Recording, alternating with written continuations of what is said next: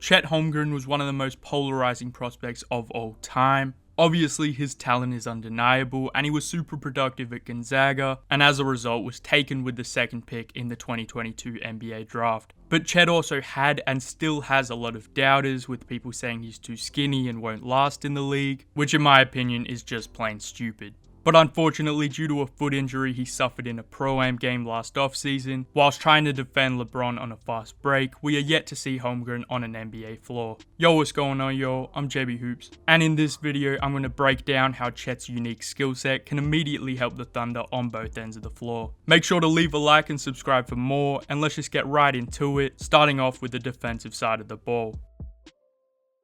Despite not having great defensive personnel on the roster last season, Mark Daigneault and the Thunder found a way to effectively limit opposition teams with innovative and aggressive schemes and a tough team defense. One way Chet instantly adds to the Thunder's defense is with his ability to protect the rim. Holmgren's an absurd shot blocker with incredible length, timing and instincts, and with his mobility and athleticism, Chet is able to cover a ton of ground to help from the weak side or recover when he's beat. He had an outstanding 11.9 block percentage at Gonzaga, and even if he's not blocking shots, he's a huge deterrent and will help minimize the lobs, cuts and rim attempts OKC gives up with his presence alone.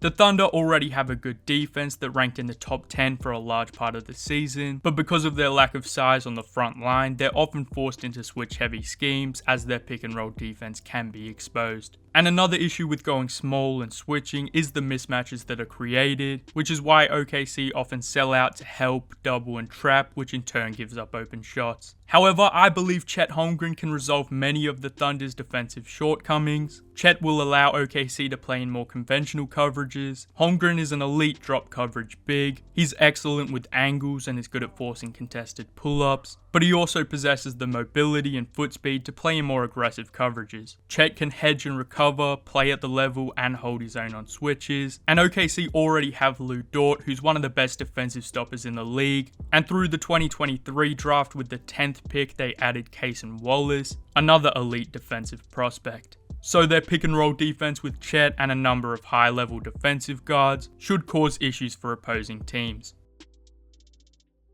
But it's not only his rim protection and pick and roll defense that will help the Thunder. Chet is a phenomenal defender in almost every way imaginable. He effectively uses his length off the ball to get in passing lanes and contest every shot. He's an awesome team defender and a good communicator. And he has quick feet and is really good at closing out to shooters and chopping his feet to shut off driving angles. OKC already have a plethora of really solid positional defenders, with Lou Dort to contain the premier creators. J-Dub also showed some promising things taking on bigger matchups, Shea is a plus, and adding a defensive ace in Cason Wallace who does everything, and then Chet Holmgren as their anchor on top of all that, who's one of the best defensive prospects of the last decade, is really special and could potentially take their 13th ranked defense into the top 5 next season. OKC were also a really poor rebounding team and allowed the most second chance points in the league, and Chet is a super competitive rebounder who, despite the thin frame, which he has also added 13 pounds to, has great instincts, quick leaping, and the standing reach to really contribute on the boards. Now quickly, I want to address the strength and weight concerns and how that might impact him defensively.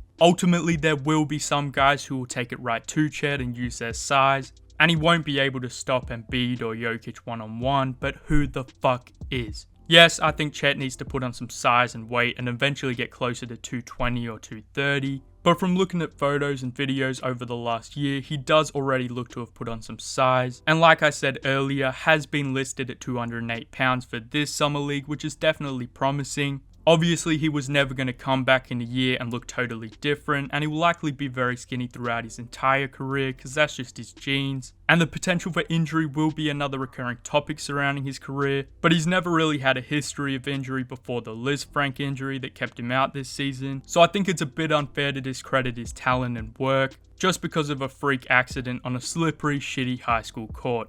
But regardless, Chet does an amazing job at competing and using his tools, length, timing and quickness to overcome or at least mitigate his own functional strength limitations.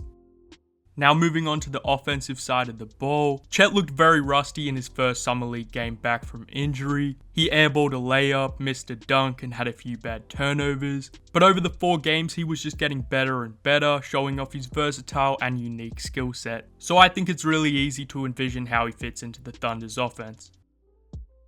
The Thunder's 3 best players, SGA, Josh Giddey, and Jalen Williams, are all great in the pick and roll, despite not ever really having a great roll man partner. In 21-22, it was Derek Favors, and last season there really wasn't a big who acted as a roll threat, but OKC's ball handlers and creators have been effective at using screens to get downhill and force the defenses to collapse, generating a ton of great looks. Whether that be through the bigs like Mike Muscala and J-Will popping to the 3, or defenders helping off the corners and wings and leaving shooters open or opening up space for the cutters to dive into.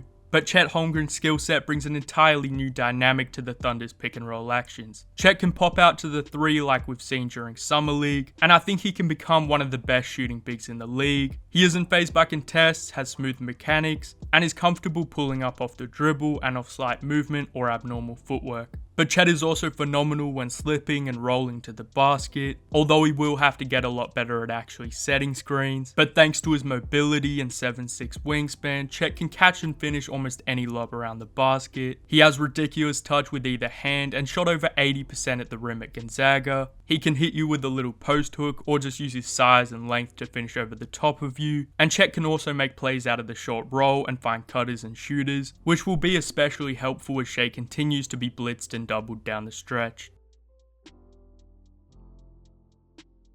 Chet is going to get a ton of points in the NBA, being set up by multiple great playmaking guards and having plays ran for him by a very good young coach in Mark Daigneault, but he also has the ability to create for himself, which he showed at Gonzaga and a bit in his summer league appearances over the past 2 seasons. Chet can attack closeouts and hit you with multiple counters. He can handle the ball and push the pace in transition, cross his defender up and hit pull-ups and step backs, or just use his size, coordination and length to hit a Dirk fade over his defender, and he's also a great passer to add to the plethora of tall playmakers in OKC.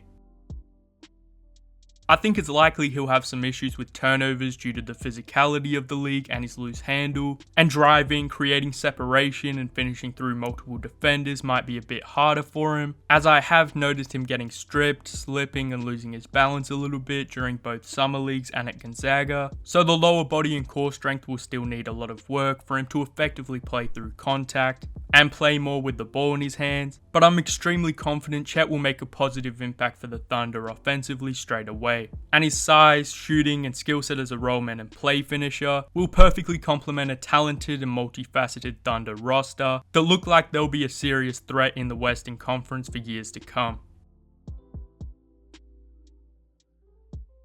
Now finally, I just want to get into some projections for his rookie season. Whilst it was devastating to see Chet get injured and miss his intended rookie year, ultimately I think he'll come back this upcoming season better and more NBA ready, in terms of his frame as well as his headspace, just adapting to the NBA schedule and being in and around an NBA system for a year. So I expect Chet Holmgren will have a phenomenal rookie season and be a real factor in potentially the greatest rookie of the year race ever, with the freakishly talented Victor Wembanyama, Scoot Henderson and the rest of the stacked 2023 draft class. I can see Chet putting up about 16 points, 10 rebounds, 2 assists, as well as 2 blocks a game, whilst leading one of the best defenses in the association, and helping the Thunder make the playoffs in a very competitive Western Conference with close to 50 wins, thus putting together a very strong case for Rookie of the Year. Alright, that's all I got for this one. Make sure to leave a like and subscribe for more. Comment your thoughts down below, I'll make sure to reply. I've got more content coming soon, so stay tuned. And anyway, that's all I got. JBHOOPS